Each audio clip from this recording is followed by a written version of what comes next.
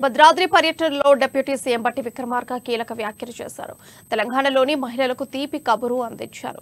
త్వరలో మహిళా సంఘాలకు వడ్డీ లేని రుణాలు ఇవ్వనున్నట్లు తెలిపారు.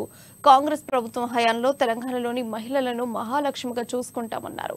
తెలంగాణలో కొలువుదీరిన రోజునే మొదటిగా మహిళలకు ప్రాధాన్యత ఇచ్చి ఎన్నికల సమయంలో ఆర్టీసీ బస్సులో ఉచిత ప్రయాణం కల్పిస్తామని చెప్పిన హామీను నెరవేర్చామని అన్నారు.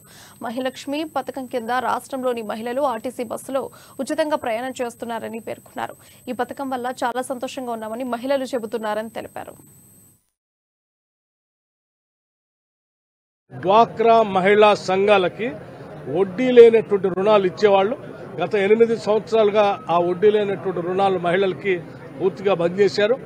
మళ్లీ తిరిగి ఇందిరమ్మ రాజ్యం వచ్చింది కాబట్టి ఇందిరా క్రాంతి పథంలో సెల్ఫ్ హెల్ప్ గ్రూప్స్ మెంబర్స్ గా ఉన్నటువంటి డ్వాక్రా సంఘాల మహిళలందరికీ వడ్డీ లేని రుణాలు ఇచ్చేటువంటి కార్యక్రమాన్ని తిరిగి ప్రారంభిస్తున్నామని చెప్పడం కూడా స్పష్టంగా జరిగింది.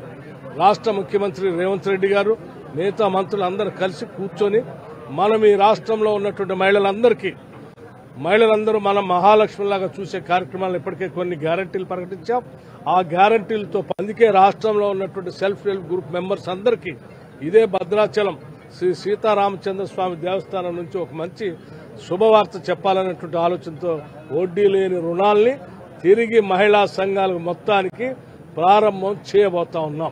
డ్వాక్రా మహిళా సంఘాలకి వడ్డీ లేనటువంటి రుణాలు ఇచ్చేవాళ్లు గత 8 సంవత్సరాలుగా ఆ వడ్డీ లేనటువంటి రుణాలు మహిళలకి పూర్తిగా బంద్ చేశారు. మళ్లీ తిరిగి ఇందిరమ్మ రాజ్యం వచ్చింది కాబట్టి ఇందిరా క్రాంతి పథంలో